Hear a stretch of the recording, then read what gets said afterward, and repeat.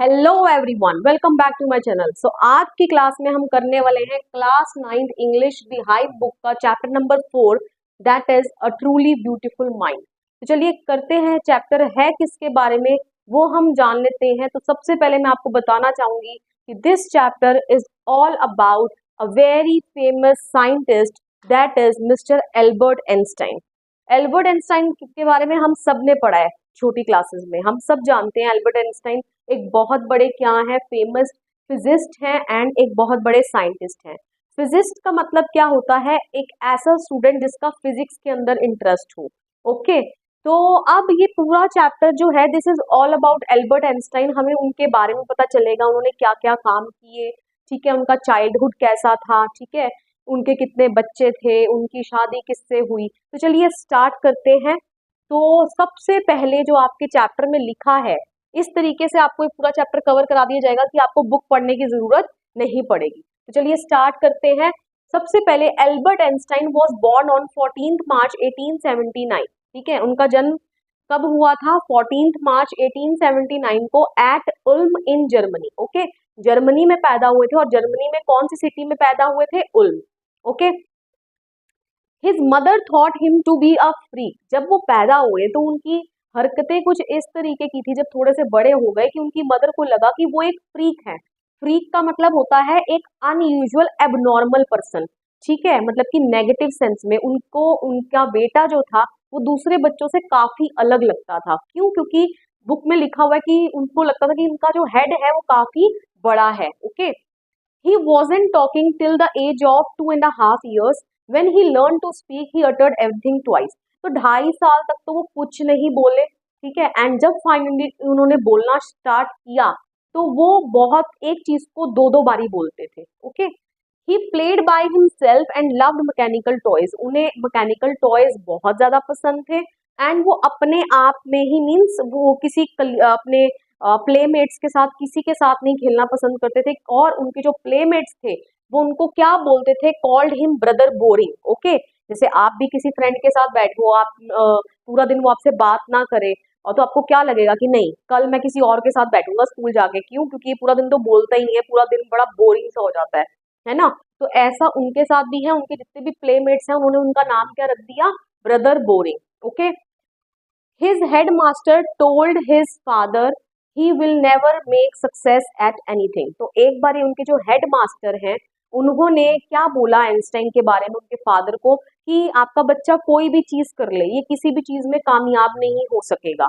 Okay, यहाँ एक point में आपको ये बताना भूल गई हूँ कि मैकेनिकल टॉयज जो उनको बहुत ज्यादा पसंद है, जब उन्होंने अपनी न्यू बॉर्न सिस्टर को देखा जिसका नाम था माजा, ठीक है, तो उन्होंने उसको देखते ही क्या बोला कि वेयर आर हर व्हील्स, इसके व्हील्स कहाँ हैं, पहिए कहाँ हैं।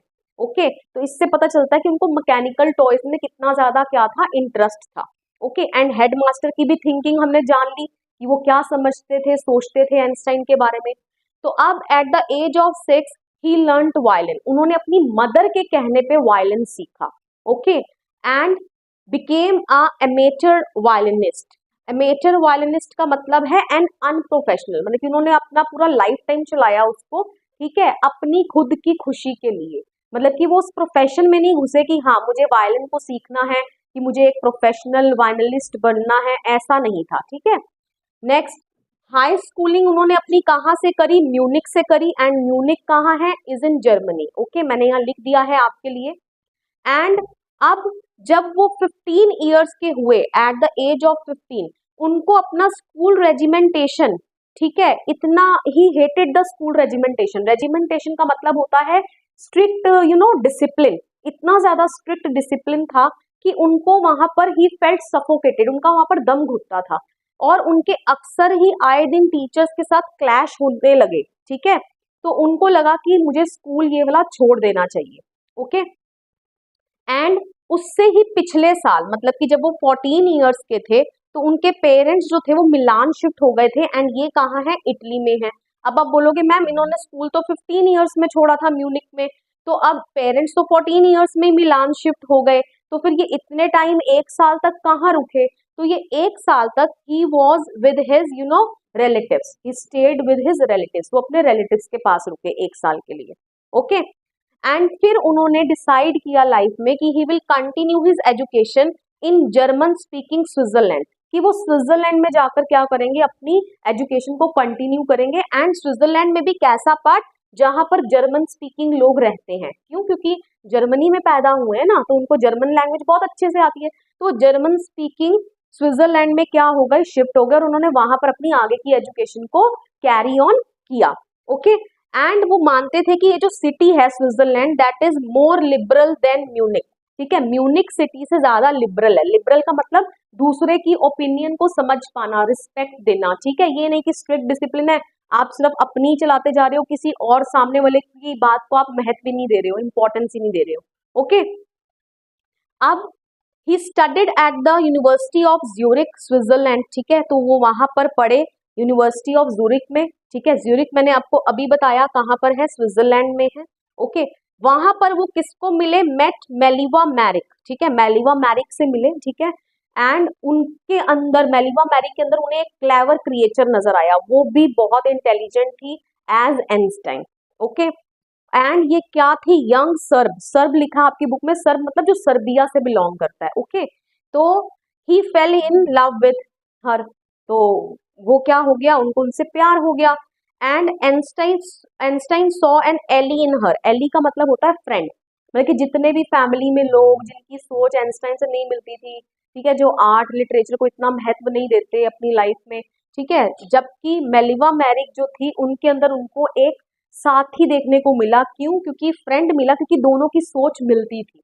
ओके, अब हुआ क्या आगे, इन 1900 में वो कितने साल के हो चुके थे, 21 ईयर्स के हो चुके थे। ही वॉज ग्रेजुएटेड, उन्होंने अपनी ग्रेजुएशन कंप्लीट कर ली। ओके, एंड फिर उन्होंने कैसे काम किया, बिकॉज ग्रेजुएशन कंप्लीट करने के बाद अभी वो जॉब ढूंढ रहे थे and he was unemployed. Unemployed मतलब जिसके पास अभी रोजगार नहीं होता, तो उन्होंने फॉर अ पार्ट टाइम क्या काम करा, as a teaching assistant. Teaching assistant का काम करा एंड गेव प्राइवेट लेसन्स, उन्होंने बच्चों को प्राइवेट लेसन्स दिए। ओके, 1902 में he worked as a technical expert in the patent office in Bern. Okay, तो 1902 में he was able to secure a job. ठीक है, उन्होंने सिक्योर कर ली जॉब, कहाँ पर, एज अ टेक्निकल एक्सपर्ट, कहाँ पर, patent office in burn. Patent office एक ऐसा ऑफिस होता है, पेटेंट ऑफिस मीन्स जहां पर जैसे मान लो किसी ने कोई इन्वेंशन किया, अब वो अपने इन्वेंशन को रजिस्टर करवाने आएगा कि अब इस चीज को मेरे अलावा कोई और बना नहीं सकता। ठीक है, कि इसका इन्वेंशन मैंने किया, तो वहां पर डिस्कवरीज जो मतलब कि जितने भी इन्वेंशन किए जाते हैं उनका रजिस्ट्रेशन होता है। ओके, तो अब यहाँ पर, अब इनका काम था दूसरों के इन्वेंशंस को रजिस्टर करना, लेकिन इन्होंने क्या करा, he was developing his own ideas in secret, even called his desk drawer at work the bureau of theoretical physics. अब इन्होंने क्या करा कि इन्होंने अपने खुद के आइडियाज भी सीक्रेट में ये उनके ऊपर काम करते रहे। एंड जो इनके ऑफिस का जो डेस्क ड्रॉर था, जहां जिस डेस्क पर ये बैठते होंगे, तो ऑब्वियसली वहां पर डेस्क के पास क्या होते हैं, ड्रॉर्स होते हैं, जहां हम अपने इंपॉर्टेंट डॉक्यूमेंट्स वगैरह रखते हैं। तो अब उस डेस्क ड्रॉर को इन्होंने क्या बोला, ब्यूरो ऑफ थ्योरेटिकल फिजिक्स। अब ये क्यों बोला, आप इसको समझ गए होंगे बहुत अच्छे से। क्यों? क्योंकि वो सीक्रेटली वर्क कर रहे थे, उनकी जितनी भी थ्योरीज हैं रिलेटेड टू फिजिक्स जो उन्होंने फाइंड आउट करी है, तो वो सारी उस ड्रॉर में वो अपने पास सेफ रखते थे। ओके, तो इसीलिए उनके उस ड्रॉर को क्या बोला गया, bureau of theoretical physics. Okay, अब इन 1905 में ही published special theory of relativity which proved time and distance are not absolute. अब 1905 में उन्होंने एक अपनी थ्योरी पब्लिश करी जिसका नाम था स्पेशल थ्योरी ऑफ रिलेटिविटी, जो किसके बारे में थी, जिससे ये पता चलता है कि टाइम एंड डिस्टेंस दोनों एब्सोल्यूट नहीं है। सबसे पहले तो हम एब्सोल्यूट वर्ड का मतलब समझ लेते हैं। एब्सोल्यूट वर्ड का मतलब होता है कि दो चीजें जो एक दूसरे के ऊपर डिपेंड नहीं करती हैं। ओके, तो यहाँ पर आइंस्टाइन ने इस चीज को प्रूव कर दिया कि टाइम एंड डिस्टेंस जो है वो नॉट एब्सोल्यूट, मतलब वो एक दूसरे के ऊपर निर्भर करते हैं, बहुत सारी चीजों के ऊपर डिपेंड करते हैं, दे आर नॉट एब्सोल्यूट। ऐसा नहीं है कि वो किसी चीज के ऊपर उनको किसी चीज से फर्क नहीं पड़ता। ओके, एंड उन्होंने इसी ईयर एक बहुत फेमस फॉर्मूला दिया, E is equal to mc²। ठीक है, आप इतना ही याद रख लीजिए अभी के लिए, जो किससे रिलेटेड है, एनर्जी एंड मास से रिलेटेड है। Okay, he gave this famous formula, वो इसी फॉर्मूले के लिए फेमस हुए। ओके, अब जब वो अपना इतना काम में लगे हुए थे तो 1903 में ही मैरिड मेलिवा मैरिक, ठीक है, उन्होंने मेलिवा मैरिक से शादी कर ली, ठीक है, एंड ही हैड 2 सन्स, उनके 2 बेटे हुए। His mother was against this marriage, उनकी जो मदर थी वो इस मैरिज के अगेंस्ट थी। अब यहाँ पर क्वेश्चन अराइज होता है व्हाई उनकी मदर इस मैरिज के खिलाफ क्यों थी? वो इसलिए बिकॉज जो मेलिवा मैरिक थी she is 3 years older than him. Okay, वो उनसे 3 साल क्या थी, बड़ी थी उम्र में। एंड मोर ओवर उनकी मदर का मानना था कि जो मेलिवा मैरिक है वो उनकी तरह ही क्या है, बुक वॉर्म है। क्या है? बुक वॉर्म, किताबी कीड़ा है। ओके, तो ये बात मैंने आपको यही क्लियर कर दी थी कि मेलिवा मैरिक जो थी उनको क्या लगता था कि ये क्लेवर क्रिएचर है, ठीक है, काफी इंटेलिजेंट थी और उन्होंने आपस में means they are looking forward to do work together on various projects. तो वो सोच रहे थे कि हाँ हम आगे चल के दोनों इकट्ठे मिलकर बहुत सारी थ्योरीज पर इकट्ठे मिलकर काम करेंगे। ओके, बट फिर भी उन्होंने मेलिवा मैरिक से शादी की। अब 1919 में उनका जो क्या हुआ, आपस में झगड़े होने लगे एंड फाइनली दे डाइवोर्स्ड, ठीक है, उन्होंने डाइवोर्स ले लिया, ठीक है, मेलिवा मैरिक जो है उनसे अलग हो गई। उसका रीजन यही लिखा है आपकी बुक में क्यों डाइवोर्स लिया उन्होंने, क्योंकि वो अपनी जो घरेलू लाइफ से शी वॉज नॉट सेटिस्फाइड, वो सेटिस्फाइड नहीं थी। क्यों? क्योंकि उनके बहुत सारे एम्बिशन थे लाइफ में, उन्होंने बहुत कुछ करना था, जो अब वो एक सिर्फ एक होम मेकर बनकर रह गई थी, तो वो कहीं ना कहीं सेटिस्फाइड नहीं थी। तो इसलिए उन्होंने क्या करा, दे बोथ गॉट सेपरेटेड, वो एक दूसरे से अलग हो गए, ठीक है। And in the same year 1919 में एल्बर्ट आइंस्टाइन ने शादी कर ली किससे, एल्सा से। ओके, एल्सा कौन है, उनकी कजन।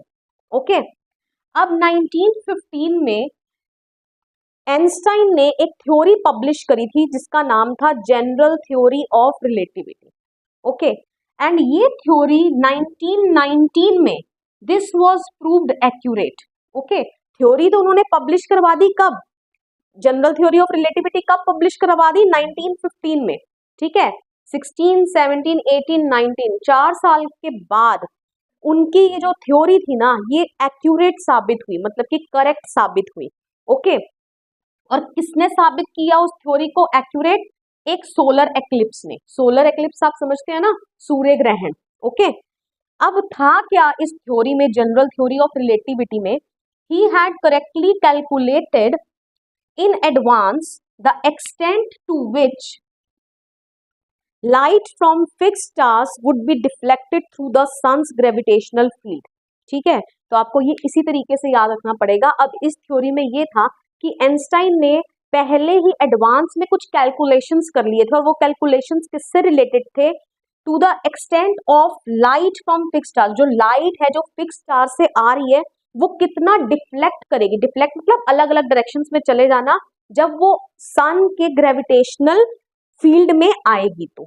ओके, एंड इस वर्क को एक साइंटिफिक रेवोल्यूशन माना गया, मतलब कि उन्होंने एक साइंस की दुनिया में क्रांति ला दी, ठीक है, अपनी इस डिस्कवरी से। ओके, तो ये बहुत फेमस हो गए इस थ्योरी से। ओके, अब 1921 में ही won Nobel Prize for physics, अब उनको नोबेल प्राइज भी मिल गया 1921 में। अब सीधा बात आती है 1933 की। In 1933 Einstein emigrated to US when Nazis came in power, ठीक है, आप सोशल स्टडी में पढ़ोगे क्लास 9th में, नाजीज मतलब जब हिटलर जो डिक्टेटर आ गया था जर्मनी में, ठीक है, तो 1933 में जब नाजीज पावर में आ गए, मतलब कि जब हिटलर पावर में आ गया, तो उन्होंने जर्मनी छोड़ना ज्यादा समझा अच्छा, एंड वो वहां से इमिग्रेट हो गए कहां पर, US, United states of America.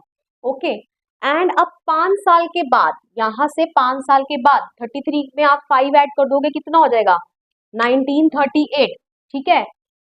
उन्होंने क्या किया, discovery of nuclear fission in Berlin, capital of Germany. Berlin क्या है, कैपिटल है किसकी, जर्मनी की। अब 5 साल के बाद मतलब कि 1938 में, ठीक है, जो जर्मनी की कैपिटल है बर्लिन, मतलब कि हिटलर के टाइम पीरियड की ही बात हो रही है ये, तो क्या डिस्कवरी हो गई थी? न्यूक्लियर फिजन की। ओके, जर्मनी वालों ने कर ली थी, मतलब कि हिटलर ने कर ली थी ये डिस्कवरी, ठीक है। एंड इस डिस्कवरी से क्या हो सकता है? एटॉमिक बॉम्ब बनाया जा सकता है। और अब हमें पता है कि हिटलर का क्या मानना था, वो अपनी पावर्स को मिसयूज कर रहा था और वो एक एक करके जो आसपास के देश हैं उन पर इन्वेजन करना चाहता था, ठीक है, उनको अपना बनाना चाहता था। ओके, अब एल्बर्ट आइंस्टाइन श्योर थे कि नाजी जो है अपनी इस डिस्कवरी का गलत इस्तेमाल कर सकते हैं। ओके, तो he was afraid that Nazis would build an atomic bomb. तो आइंस्टाइन को पूरा यकीन हो गया था कि नाजी क्या करेंगे, इस डिस्कवरी का, न्यूक्लियर फिजन जो डिस्कवरी हुई है इसका गलत इस्तेमाल करेंगे और इससे क्या बना लेंगे? एटॉमिक बॉम्ब बना लेंगे। ओके, एंड उसका गलत इस्तेमाल करेंगे। तो अब 1939 में ऑन अगस्त 2 अगस्त को उन्होंने एक लेटर लिखा, ठीक है, आइंस्टाइन ने। किसको लेटर लिखा? To the American president Franklin D Roosevelt. Okay, उस वक्त का अमेरिकन प्रेसिडेंट कौन थे? Franklin D Roosevelt. ओके, अब उन्होंने ये लेटर क्यों लिखा? Why this letter was written? Okay, तो उसका रीजन ये है, because he wanted to warn America that Germany had the ability to build and use the atomic bomb, which if exploded in a port would destroy the entire port as well as surrounding territory. अब उस letter में उन्होंने ये warning दी, ठीक है, ये warning किसको दी? America को दी कि जर्मनी के पास ये काबिलियत आ चुकी है कि वो एटॉमिक बॉम्ब बना ले, एंड जब वो एटॉमिक बॉम्ब बनाएंगे तो वो उसका गलत इस्तेमाल करेंगे, ठीक है। और गलत इस्तेमाल किस तरीके से करेंगे कि अगर वो उन्होंने जो एटॉमिक बॉम्ब बनाया, अगर वो उसको एक्सप्लोड करवा देते हैं एक पोर्ट पर, ठीक है, तो वो सिर्फ उस पोर्ट को नष्ट नहीं करेगा, वो सिर्फ उस पोर्ट को डिस्ट्रॉय नहीं करेगा, वो उस पोर्ट को तो डिस्ट्रॉय करेगा ही करेगा, साथ में उसकी सराउंडिंग टेरिटरी, जो उसके आसपास की जगह सटी हुई है, वो उसको भी क्या कर देगा? डिस्ट्रॉय कर देगा, डिस्ट्रक्ट कर देगा, कि इतना खतरनाक है क्या? Atomic bomb. ओके, अब अमेरिकन ने क्या करा? जो आइंस्टाइन ने लेटर लिखी, ठीक है, अमेरिका के प्रेसिडेंट को, उसका इम्पैक्ट बहुत अच्छा पड़ा उनके ऊपर और उन्होंने इस चीज को सीरियसली लिया और उन लोगों ने क्या किया? American developed the atomic bomb and dropped it on the Japanese cities of Hiroshima and Nagasaki in August in 1945। अब अमेरिकन ने क्या करा? उन्होंने छुपकर सीक्रेटली, ठीक है, उन्होंने एटॉमिक बॉम्ब डेवलप कर लिया, ठीक है, एंड उसको ड्रॉप भी कर दिया। कहां पर गिरा दिया? जापानीज सिटीज, कहां पर? Hiroshima and Nagasaki. कब गिराया? इन अगस्त इन 1945। और हमें पता है इसी के साथ हमारी वर्ल्ड वॉर 2 जो था उसका अंत हुआ था। ओके, तो अब Einstein was very shocked, he was very shocked. क्यों? क्योंकि वो साइंस का ये गलत इस्तेमाल होते देख बहुत दुखी थे, ठीक है, वो नहीं चाहते थे कि साइंस का गलत जो है यूज हो, ठीक है। अब Einstein wrote a public missive to the United Nations. अब उस टाइम तक यूनाइटेड नेशंस का फॉर्मेशन हो गया था, ठीक है। अब आइंस्टाइन ने एक पब्लिक मिसिव होता है, एक ऐसी letter which is very long and official, okay, तो उन्होंने वैसी लेटर लिखी किसको? यूनाइटेड नेशंस को, और उसमें उन्होंने प्रस्ताव दिया, प्रपोज करा कि हम क्या फॉर्म करते हैं? वर्ल्ड गवर्नमेंट फॉर्म करते हैं। वर्ल्ड गवर्नमेंट मतलब उनका वर्ल्ड गवर्नमेंट से क्या कहना था? देखिए, हर एक देश की अपनी अपनी सरकार तो है ही, गवर्नमेंट तो है ही, लेकिन यहाँ पर वर्ल्ड वॉर चल रही थी और वर्ल्ड वॉर में बहुत ज्यादा नुकसान हुआ, ठीक है। तो आइंस्टाइन चाहते थे कि एक वर्ल्ड गवर्नमेंट बनाते हैं जिसमें सभी देश आपस में मिलजुल कर रहे। उन्होंने पीस एंड डेमोक्रेसी के लिए बहुत आवाज उठाई, ठीक है। वो चाहते थे कि ऐसा वॉर नहीं होना चाहिए जहां पर हम साइंस की इन्वेंशंस का गलत इस्तेमाल करें। ओके, तो बट उनकी इस रिक्वेस्ट पर कोई एक्शन नहीं हुआ। Okay, and in 1955 at the age of 76 years, जब वो 76 ईयर्स के हो गए, ही डाइड। ओके, उनकी मौत हो गई and he was celebrated as a visionary, world citizen and scientific genius. तो अब उनको हम साइंटिफिक जीनियस तो मानते ही हैं, ठीक है, क्योंकि उन्होंने बहुत सारी अपनी डिस्कवरीज करी, थ्योरीज दी, ठीक है, बट उनको एक वर्ल्ड सिटीजन के तौर पर भी माना गया, ठीक है, बोला गया उनको वर्ल्ड सिटीजन। क्यों बोला गया वर्ल्ड सिटीजन? देखिए, हम जिस देश के नागरिक होते हैं हम अपने आप को उस देश का नागरिक बताते हैं, दैट आई एम इंडियन, ठीक है। जो अमेरिका से होगा तो आई एम एन अमेरिकन, ठीक है। बट आइंस्टाइन जो था उनको वर्ल्ड सिटीजन कहा गया इसलिए क्योंकि उन्होंने अपने आप को किसी एक देश का नहीं माना। वो चाहते थे कि सभी देश आपस में मिलजुल कर रहें और ये जो वॉर है वो नहीं होनी चाहिए। उन्होंने पीस, शांति बनाए रखने के लिए एंड डेमोक्रेसी के लिए बहुत आवाज उठाई। ओके, तो इसीलिए वो किसी एक पर्टिकुलर क्लास के लिए नहीं बोले, वो पूरे दुनिया के लिए बोले, ठीक है। तो इसीलिए उनको वर्ल्ड सिटीजन के नाम से भी जाना जाता है, ठीक है। एंड अ विजनरी, विजनरी मतलब समझते हैं ना, जो बहुत फ्यूचर का, आगे तक का विजन रखता हो, ठीक है, फ्यूचर के बारे में सोचता हो। तो इसीलिए उनको एज अ विजनरी भी हम क्या करते हैं, सेलिब्रेट करते हैं। Okay, so I hope so आपको पूरा चैप्टर जो है मैंने यहाँ पर कवर करा दिया है, कोई भी एक पॉइंट जो है आपकी बुक का छूटा नहीं है। Okay, and with this I come to end of this video. Video पसंद आया हो वीडियो को लाइक करिए, शेयर करिए, कमेंट करके बताइए वीडियो आपको कैसा लगा। And don't forget to subscribe my channel. मिलेंगे नेक्स्ट वीडियो में जहाँ हम करेंगे आगे के चैप्टर्स ऐसे ही इंटरेस्टिंग वे में, पूरे टॉपिक्स को कवर करते हुए। Till then, bye bye.